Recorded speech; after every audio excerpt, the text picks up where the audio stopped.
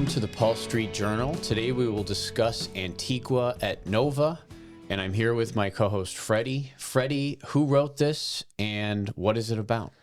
So Antiqua et Nova is a note from two dicasteries, the Dicastery for the Doctrine of the Faith and for Culture and Education are the two.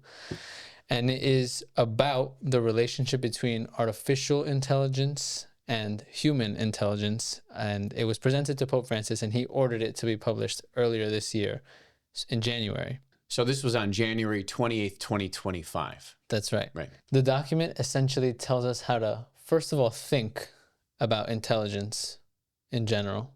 And it kind of describes intelligence as something that's essentially human.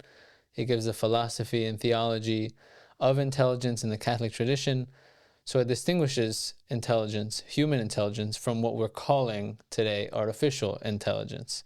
And it makes sure to say that AI, or artificial intelligence, is functional and computational, but not rational, not personal. And we shouldn't personalize it. We shouldn't anthropomorphize AI. And that's specifically what the document really drives home first. And then it kind of gets into specific political questions, social questions, economic questions. So we specifically could cover some of the economic things that Antiqua et Nova did specifically address or talk about. Great. And I read the document, you did. What are some of the problems, potential problems that the document says about AI? So digital tech in general, the document notes, has kind of increased inequality. The digital divide has grown with, let's say, richer corporations or folks having access to the digital world, and underdeveloped countries having less access. And a digital world that's growing so quickly kind of increases that gap. And I think that this document sees AI as something that could exacerbate that problem. So I think that's the main problem. And then there's a couple of other more specific ones that the document also touches on. I see. And what are those? More specifically, AI applications are concentrated in the hands of fewer corporations, which the dicastery see as harmful because the corporations may benefit most from the rise of AI, these developing applications, whereas the users who may be using the applications benefit from the use of the application, but not exactly the development. So there would be major benefit for the few corporations. And one of their concerns is that there may be some sort of subtle but invasive political control if AI becomes something that people and companies and economies are dependent on. That makes sense to me. So what are these large language models modeled after? It's whatever's on the internet, and there's a certain set of data that they're created with. If you're from the countryside in like Bangladesh, does the large language model use stuff that represents you equally? Or it's probably going to be leaning westward. It's going to be a totally different culture, right? It's not going to represent you at all, right? Yeah. So no matter how hard these LLMs try to be diverse in their representation, they are going to be almost like the echo chamber in which the data comes from. Right. And Antiqua et Nova really emphasizes the fact that these large language models and other AI applications are programmed by someone. They're not. Well, there are a few guys in Silicon Valley. Yeah, exactly. Right. Yeah. But they really emphasize the fact that there's not this, what do you call it? Like this general AI intelligence that's thinking on its own. You know, it's things that are programmed, which is why it would be problematic for few corporations to have access or control over the language models and whatnot. Makes sense. All right. So in season 1, episode 2, we talked about Old Testament economic principles, and we introduced the idea of subsidiarity. This is a principle that has permeated Catholic social teaching. And if you're Catholic and you're watching or listening, this is a principle that you're bound to. It should be informing the way that you think about economics and politics and all that. So how could AI interrupt the practice of the principle of subsidiarity? So the note says that a healthy economy, one which practices or has subsidiarity, is kind of characterized by diverse economic institutions, diverse financial institutions, and, you know, a strata of ownership and control. But I think the concern is that AI could kind of diversify the economy less, move most of the economic life of communities into the digital sphere.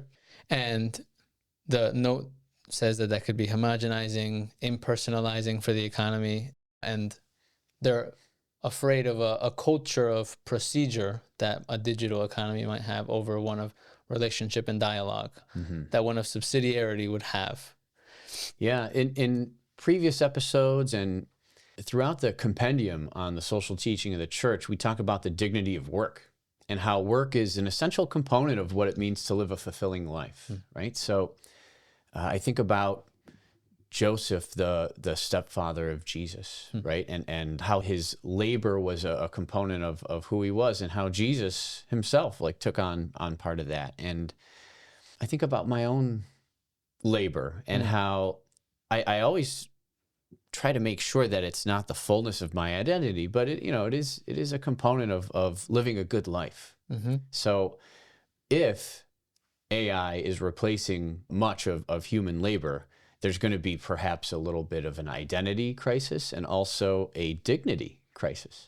Yeah, I mean, I think the biggest concern of the note, and it's mostly following Pope Francis's idea of what he called the technocratic paradigm, that humans and man is more subject to technological development, to technocracy, and work is not serving human beings as it should be, but rather it's the other way around. Humans are becoming slaves to efficiency, and AI tends to exacerbate that. It de-skills workers. Workers are losing jobs.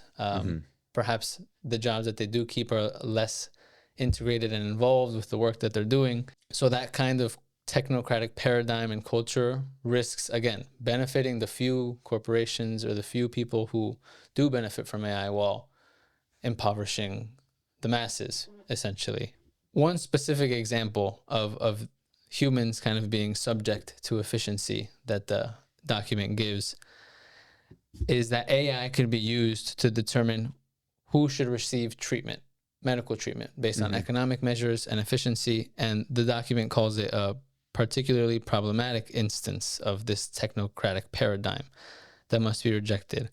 And optimizing resources means using them in an ethical and fraternal way and not penalizing the most fragile. Yeah. If society moves because of AI into a more efficient model, it could become a danger to humanity. Remember, technology and the economy, these things should be serving humanity and not humanity serving the economy and technology. So once those things flip, it could be dangerous. And this is where Catholicism and Adam Smith's version of capitalism diverge from one another. Because Adam Smith, as we read in the episode where you can click on the link where we talk about this and we go to the primary source, we read right from his text, he equates humans in the economy to commodities, things that you just want to pay the least amount of money for and get the most amount out of, right? While in Catholicism, we have this idea of the dignity of each human person, and everything is serving that. The economy and so forth there is serving humanity, and it exists for the good of people, right? So that's the battle that we're dealing with right now, is that some are prioritizing the economy and tech, and others are going to be fighting to preserve and to protect and to benefit humanity. Yeah, I mean, and that's ultimately the guiding principle of Antiqua et Nova. It doesn't give specific solutions or responses, practical answers to the questions or the concerns that it raises, but it does emphasize, as many of the documents before have emphasized, that upholding human dignity is kind of the primary principle. And AI risks flipping that on its head. All right, so what are some practical steps that we as Catholics can be taking to get ahead of this, if it's not too late already, and to preserve the dignity of humans as AI continues to grow and get bigger and bigger? So I think one of the primary reasons we did an episode on this document is because Pope Leo XIV has already addressed AI and its effect on labor and work. And we think that he's going to offer some practical steps, and he's going to lead the world and the church in the direction. So we made an episode on Pope Leo and kind of discussed what we think he will say and do in response to AI and its effect on labor and the economy, and hopefully in some ways that governments can't have an effect. Yeah, and I hope he has the effects that other great popes have had.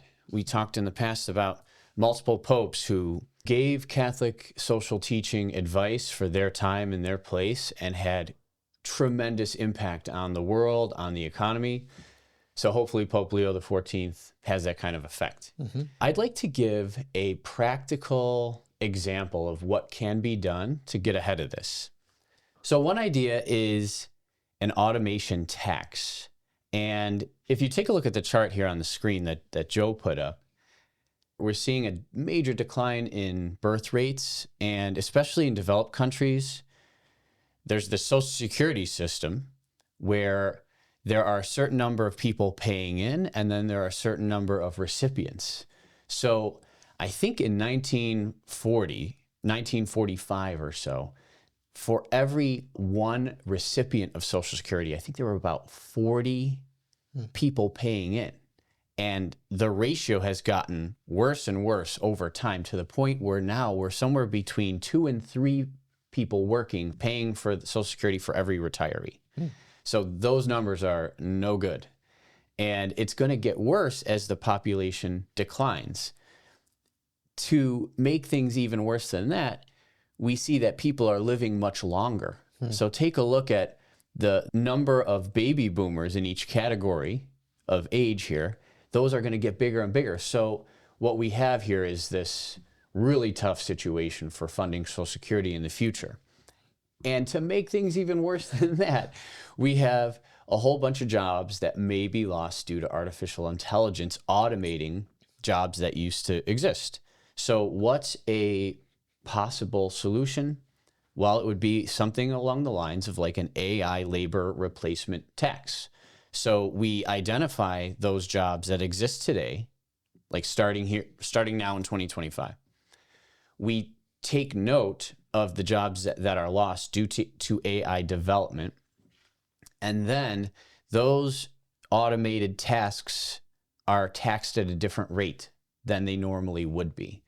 And that additional tax rate, those extra funds, then start replacing the human labor that we're missing out on. And that's a way to fund Social Security maybe in the future. Now, that doesn't solve all kinds of problems, such as the dignity of work, right? What are people going to do all day if they're unemployed? So this is just an idea. You don't have to like it. It's just an idea of something that can be done to help a little bit. If something like this increased tax on automated labor didn't happen, I mean, then humanity would be in a really tough position. Not only would Social Security not work out, but all of the profits would be funneled to a few corporations and very few people. Things would get even worse in regards to the wealth gap. All right. So again, the economy should exist for humans, not humans for the economy. And if a lot of these knowledge work tasks and jobs are replaced by AI, well, what we're going to see is far fewer corporate jobs. And Amazon CEO was just saying this. Joe, our producer, could put a link in our video description on that. But what we might see in education is a reemergence of the humanities, philosophy, theology, people-centered types of careers. We'll see. But any last thoughts? I mean, I think that these are, like you said, ideas, but it's a good thing that you're thinking about it this way, because I think that's what the popes call us to do. Men of goodwill, to kind of start thinking about solutions to these questions. And I think Pope Leo has kind of asked that of us as well. Yeah, we as Catholics, we should not be waiting for Pope Leo to tell us what to do. The comments section of this video on YouTube, I encourage it to be filled with your ideas. What are some ways that we could continue to protect the dignity of work, to understand that AI is coming, whether we like it or not, how we use it to our advantage, and so forth. Tax policy, labor policy, tech policy, regulation. Throw out your ideas. We want to hear them. Yeah, absolutely. And I hope in the end that Pope Leo and then us making this episode maybe in response to that makes Catholics just more conscious and aware of the fact that AI is coming and could be a potential problem, could raise potential problems in different sectors of the economy and human life. So to be conscious and to think critically, most of all, about relationship with AI, what it's going to do for labor.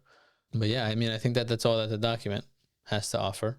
Thank you, Freddy, for the conversation. Thank you, Joe, for production. And thanks for watching the Paul Street Journal. We'll see you next time.